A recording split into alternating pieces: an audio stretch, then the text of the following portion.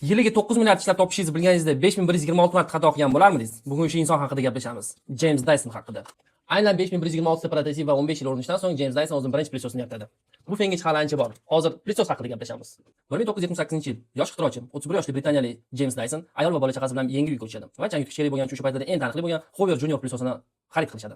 Va ozgina vaqt o'tar o'tmas Hoover Junior changyut kuchli chang bilan kurashish o'rniga o'zi bir changga to'lgan qopga aylanib qoladi.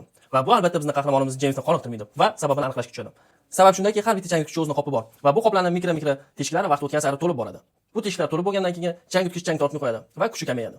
Dyson shunchaki yangi qop sotib olish o'rniga bu muammoni yechishga qaror qiladi. Va bir kun o'yin oldida o'rmonda yurgan paytda katta arralardan chiqayotgan juda ko'p chang bitta sekund qurilma orqali kichkina konteynerga kelayotganini ko'rib, xuddi shu qurilmani kichkinalashtirishga qaror qiladi. Va shu kundan boshlab sikron qurilmali birinchi changyutgichni yaratishga tushadi. 15 yillik mehnat 5126 ta prototipdan keyingi 5127-prototip uni ixtirochi sifatida qoniqtiradi va shu prototipni ishlab chiqarishga qaror qiladi.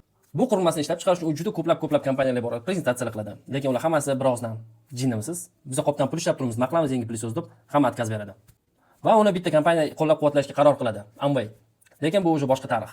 Bu voqeadan keyin juda ko'plab ishlar bo'lgan. Amway kompaniyasi ham sud, Yaponiyaga ketib Yaponiyada changyutgich ishlab chiqargan va uzoq vaqt o'tgandan keyin sudda va nihoyat u yutib chiqib Amway kompaniyasidan $1 million va keyingi bo'lgan sotuvlardan royalty olishga kelishib olgan. Va shundan so'ng u o'z vataniga qaytib 93-yilda o'zining birinchi changyutgichini ishlab chiqardi. Bundan keyin 2009-yil Dyson Air Multiplayer dumaloq xalqinasiga shunchaki shamol kelib turibdi, hech qanaqa parlaysiz. Bu shunchaki mo'jiza edi. Pul ham mo'jiza. Oddiy ventilyatorlar 30, 40, $50 turgan paytda Dyson $350 dan ventilyator sotishni boshladi. Lekin shunda ham hamma olishni boshladi. Sababi bu shunchaki marketing yoki prosta qurilma emas. Bu injener yechim. Har bitta muammoni o'z yechimini topishni boshlagan. Haqiqiy muvaffaqiyat bundan 7 yildan keyin keldi. Dyson Supersonic ishlab chiqarilgandan keyin.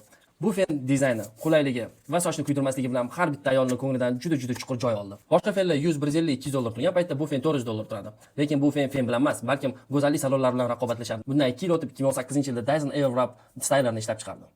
Bu stylerlar boshqa stylerlardan farqi shundaki, soch turmagini ekstremal yuqori temperatura yordamida emas, shunchaki shamol yordamida qilar edi. Bu yangi texnologiya va sochga zarari juda kam bo'lgani uchun bozorda haqiqiy boom effektiga ega bo'ldi. Va 2021-2022-yilda bu fenni bozordan sotib olish shunchaki muammoga aylanib qoldi. Bu boom katta marketing kompaniyasi yoki marketing ishlatilgan juda ko'plab pul evaziga emas, shunchaki oddiy foydalanuvchilar ijtimoiy tarmoqlarda shu styler bilan sochini o'qlatib qilib qo'ygan videolari va bir-biriga aytgan gaplar orqasidan sotilishni boshladi bu fen. Va shu hype ortidan Dyson kompaniyasi 2023-yilgi vыручкасы 9 milliard, sof foydasi esa 1,4 milliardga yetdi. Boshqa qarash mavzu. Xullas, shunaqa gaplar. Fikr mulohazalaringizni izohlarda har doimgidek qoldiringlar. Va Dyson o'z puliga arziydimi yoki yo'qmi? Uni ham izohlarda qoldirib ketasizlar. Sog' bo'ling.